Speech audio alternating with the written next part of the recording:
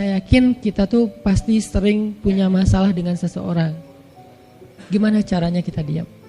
Gimana cara Nabi diam ketika diomelin oleh Aisyah radhiyallahu anha? Ngomel, diam. Aisyah ngomel kepada Nabi, nggak menceritakan aib orang lain, nggak mencela, cuman ngomel karena lagi cemburu. Nabi diam. Beres Nabi diam, baru Nabi nanya, udahan Aisyah, udahan. Terus Aisyah mau apa? Udah. Jadi nggak didebat sama Nabi. Padahal Nabi kalau mau mendebat, hadisnya banyak banget. Tinggal sesungguhnya saya bersabda, kan beres ya. Udah selesai. Tapi kok Nabi nggak pakai hadis? Kok malah kita yang pakai hadis Nabi untuk mendebat? Sementara Nabi pemilik hadis nggak pakai hadis buat berdebat. Kalaupun beliau berdebat, perdebatan yang positif, perdebatan yang konstruktif, yang membangun, yang memberikan hasil yang insya Allah tetap menjaga akhlak.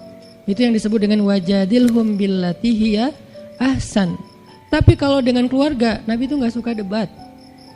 Istrinya ngambek, istrinya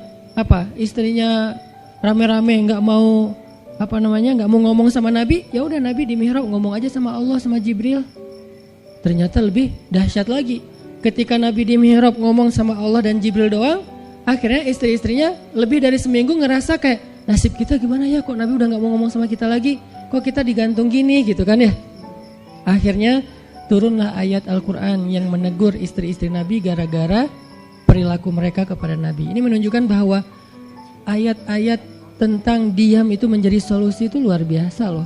Dan saya pengen malam ini sebagai motivator, katanya sebagai motivator saya pengen memotivasi kita supaya kita percaya diam itu solusi. Diam itu keajaiban. Nggak usah komen itu ternyata, nggak nge-replay komen head itu ternyata bagus. Nggak usah terlibat dalam perdebatan di sosmed, itu tuh bagus banget. Saya hari ini tadi sore posting tentang update berita di Palestina. Ada seorang perempuan yang ditembak di perbatasan sama orang Israel. Kenapa saya turn off si komennya? Karena saya tahu ini akan mengundang emosi. Jadi takutnya malah kemana-mana kan. Jadi ngomong politik, jadi ngomong apa, mending di turn off aja deh. Tapi kalau yang lagi saya dibully, saya biasanya nggak nge-turn off. Yang di turn off tuh hal-hal yang sifatnya memunculkan polemik yang semakin melebar, jadi kurang produktif. Akhirnya kita offin dulu komennya. Tapi saya tetap pengen share itu biar orang update berita dari sana tuh lagi apa. Dan mudah-mudahan saya berharap itu di repost orang banyak, akhirnya jadi minimal membangun awareness masyarakat dunia bahwa Palestina itu layak untuk merdeka.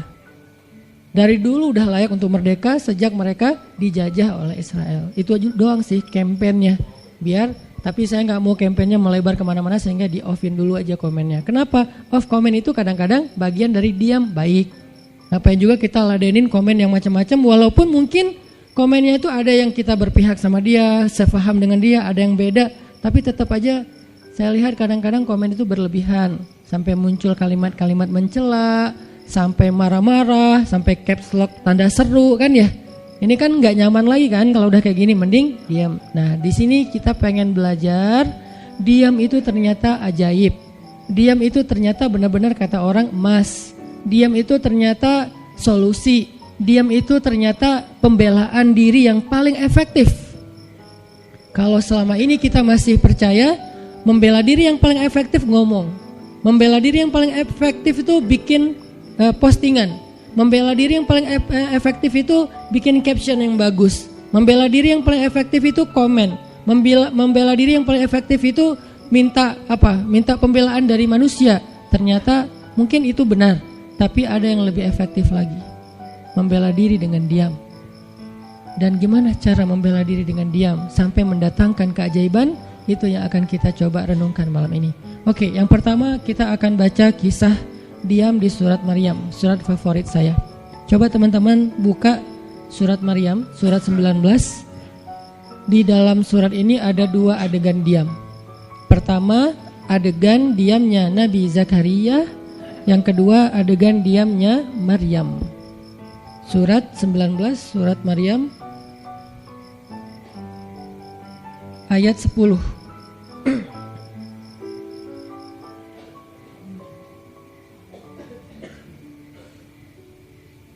Sekaligus kita pengen belajar kalau kita lagi diam pas kita dicerca, ketika kita sakiti, ketika ada masalah dengan seseorang, kalau kita diam kita ngapain gitu kan gitu ya, nggak diam doang kan, kita ngapain. Nah di sini kita belajar surat 19 surat Maryam ayat 10 dan 11. Kita tilawah bareng-bareng ya, saya baca habis itu teman-teman ikutin.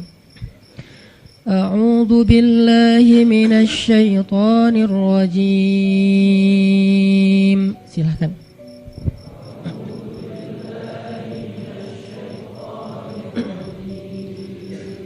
Bismillahirrahmanirrahim.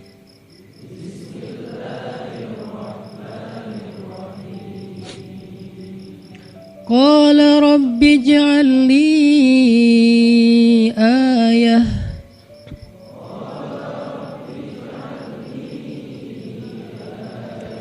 Qala ayatuka alla tukalliman nasa thalatha layalin sawiyya.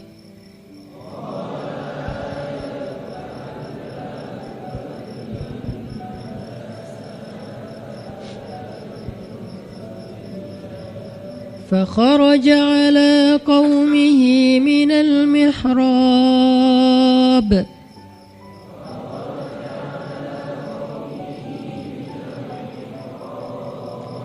فأوحى إليهم أن سبحوا بكرة وعشيا.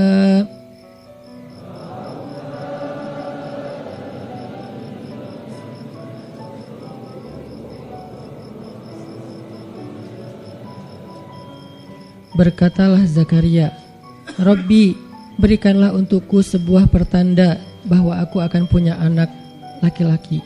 Allah berfirman, tanda-tanda bagimu adalah engkau tidak akan bisa berbicara dengan manusia selama 3 malam berturut-turut. Maka keluarlah Zakaria kepada kaumnya dari mihrabnya dan memberi mereka isyarat supaya mereka bertasbih kepada Allah setiap pagi dan petang. Ini adalah adegan, kita lanjutin sekitar 2 menit sebelum azan. Ini adalah adegan ketika Nabi Zakaria dapat berita gembira akan punya anak laki-laki. Karena Nabi Zakaria berdoa minta anak laki-laki dari sejak nikah sampai usia 80 tahun. Kurang lebih sekitar 50 tahun berdoa. Lama banget, ya Allah beri anak, ya Allah beri anak. Sampai iparnya udah punya anak keren namanya Maryam. Iparnya adalah Imran. Udah punya anak keren banget, cewek, solehah, dari kecil udah beribadah di Masjid Al-Aqsa. Zakaria masih minta anak, ya Allah, ya Allah, ya Allah. Sampai puncaknya Zakaria ngelihat Maryam dapat makanan dari langit. Zakaria datang ke mihrab Maryam, terus di situ udah ada makanan yang bukan dibawa oleh Zakaria. Zakaria nanya, anna laki hadza ya Maryam. Maryam dapat dari mana makanan ini? Kata Maryam, huwa min indillah, dari Allah. Kata Maryam, gimana caranya? Kata Maryam, Allah punya cara sendiri. Allah yarzuqu may yasha bighairi hisab. Terserah Allah gitu. Masya Allah, Masya Allah. Zakaria kagum sama Maryam. Langsung pergi ke mihrabnya Zakaria, sholat. Dan di dalam sholatnya Zakaria berdoa, hunalika da'a Zakaria rabbah. Di saat itulah Zakaria benar-benar nangis berdoa kepada Allah, ya Allah, Rabbi habli min ladunka dzurriyyatan thayyibah innaka sami'ud du'a. Ya Allah, beri saya anak seperti dia, seperti Maryam. Engkau maha mengijabah doa dan saya enggak pernah berputus asa meminta kepadamu. Udah 50 tahun lebih. Tiba-tiba Allah bilang, ya Zakaria, inna nubashiruka bi ghulam ismuhu Yahya lam naj'al lahu min qablu samiyya. Zakaria, sekarang kami akan perkenankan doamu, kamu akan punya anak, beri dia nama Yahya. Belum pernah ada anak seperti dia yang soleh di muka bumi. Zakaria kaget, walaupun doa, tapi beliau masih berpikir kayak, gimana caranya saya punya anak? Ini kayak tarik-tarikan antara logika manusia dengan iman. Imannya percaya Allah Maha Kuasa, tapi logikanya gimana caranya? Istri saya udah tua, saya juga udah tua. Lalu Nabi Zakaria bertanya untuk biar lebih tenang, supaya logikanya nggak ragu lagi. Kalau imannya udah mantap, tinggal logika. Zakaria tanya, beri saya ij'al li ayah, beri saya bukti, tanda gimana cara saya punya anak. Kata Allah, tandanya alla tukalliman nas salasa layalin sawiyya. kamu tiba-tiba gak bisa ngomong. Kamu sehat, kamu gak punya masalah, tapi kamu gak bisa ngomong. Mau ngomong tuh gak bisa. Kamu bisa tilawah, kamu bisa zikir, tapi kamu gak bisa ngomong. Bisa subhanallah, subhanallah, subhanallah. Bisa alhamdulillahi rabbil alamin. Gak bisa. Jadi baca Quran, kalau ada Quran, tapi dulu kan Taurat ya. Baca Taurat bisa, zikir bisa, hayya ala sholah, kalau azan ada azannya bisa. Pokoknya semua bisa kecuali mau ngomong tuh gak bisa. Masya Allah ya, luar biasa. Kenapa? Karena Allah pengen Zakaria zikir aja 3 hari. Jangan ngomong dengan manusia walaupun ucapannya baik kecuali zikir. Jadi kalau mau ngomong dengan manusia, subhanallah, masya Allah, alhamdulillah, bismillah. Cuman gitu doang ngomongnya. Gak bisa, lu mau kemana? Gak bisa. Insya Allah gitu. Jadi cuman bisa zikir. Saking Allah pengen Zakaria menghabiskan 3 hari sebelum Allah tunjukkan keajaiban hanya dengan berzikir. Apa poinnya di sini?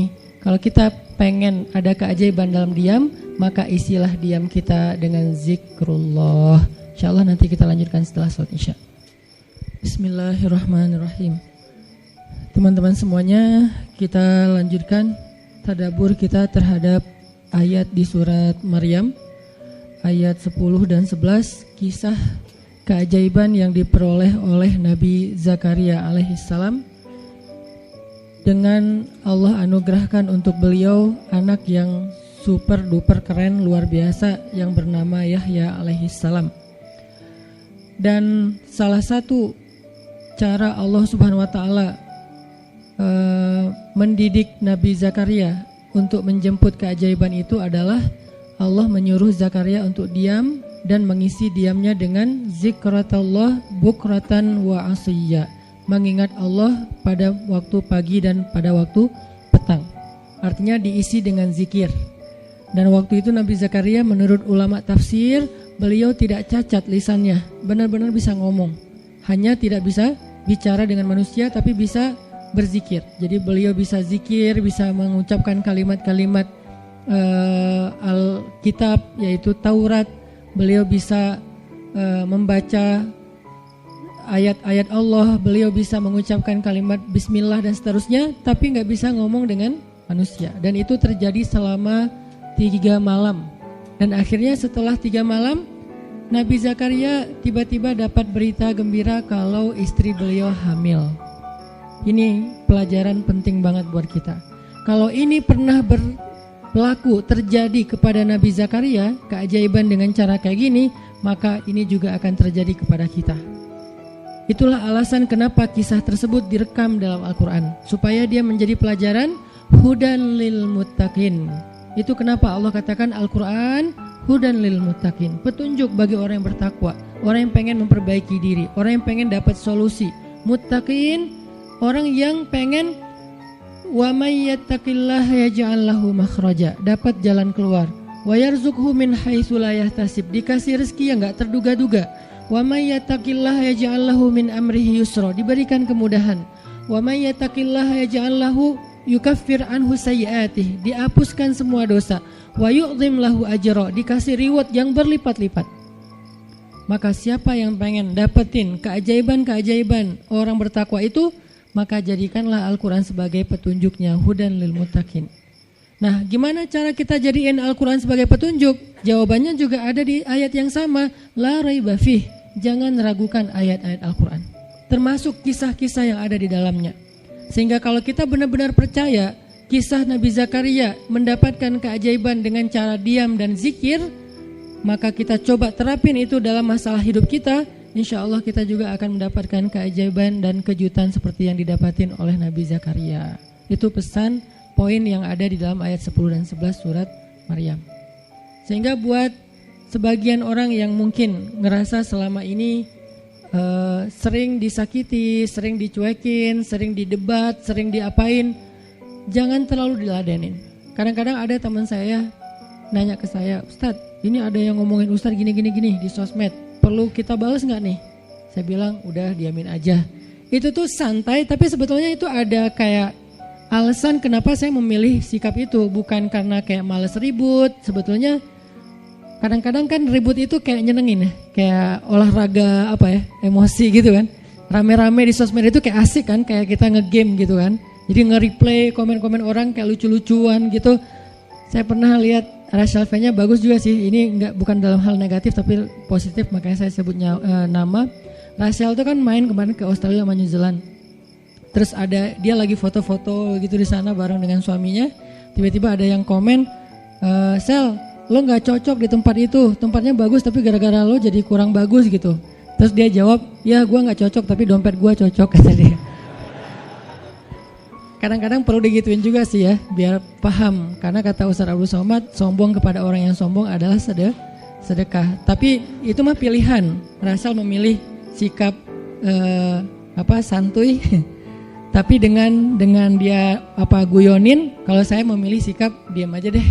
Karena saya takut kalau saya ngomong malah jadi panjang debatnya, dan saya merasa nggak mampu untuk selalu membela diri dengan argumen. Karena membela diri dengan argumen kadang-kadang ya, kalau bahasa Ustaz Umar Mita, orang yang mencintaimu tidak butuh alasan, orang yang membencimu tidak akan menerima alasan. Jadi kayak ya udahlah, diamin aja.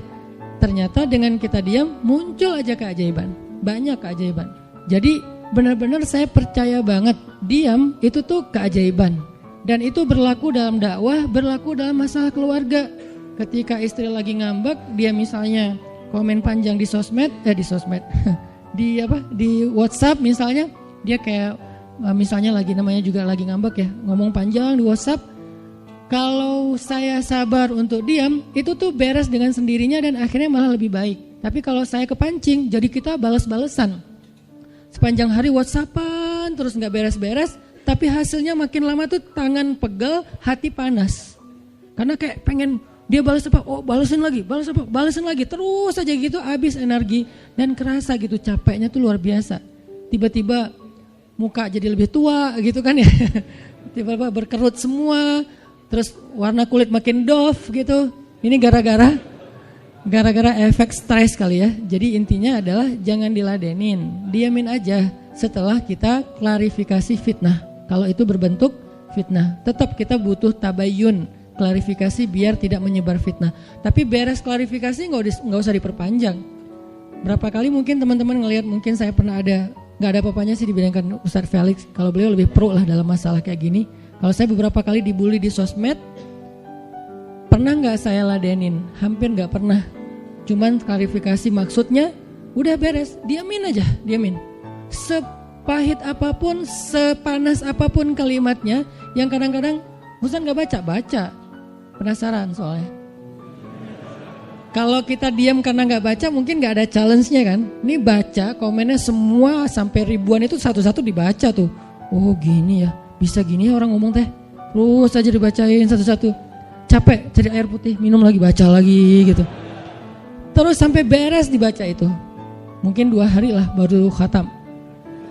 Saking banyaknya komen. Tapi mencoba lagi belajar, bukan udah jago, enggak, sama sekali enggak. Mencoba lagi belajar, bisa enggak setelah udah panas banget, gergetan banget, beberapa udah bisa banget tuh dibalesin, di replay. Jangan deh, ada yang udah di replay panjang, dihapus lagi enggak jadi. Kenapa? Karena masih belajar yakin diam itu keajaiban. Dan selama ini saya ngebuktiin diam itu emang keajaiban. Kenapa? Karena Allah pernah mengisahkan kisah Zakaria dan kisah-kisah yang lain, bagaimana mereka dapetin keajaiban dengan cara diam. Ini yang kita coba pengen rubah sedikit persepsi kita. Nggak selalu bela diri dengan ngomong. Kadang kita bela diri itu dengan diam.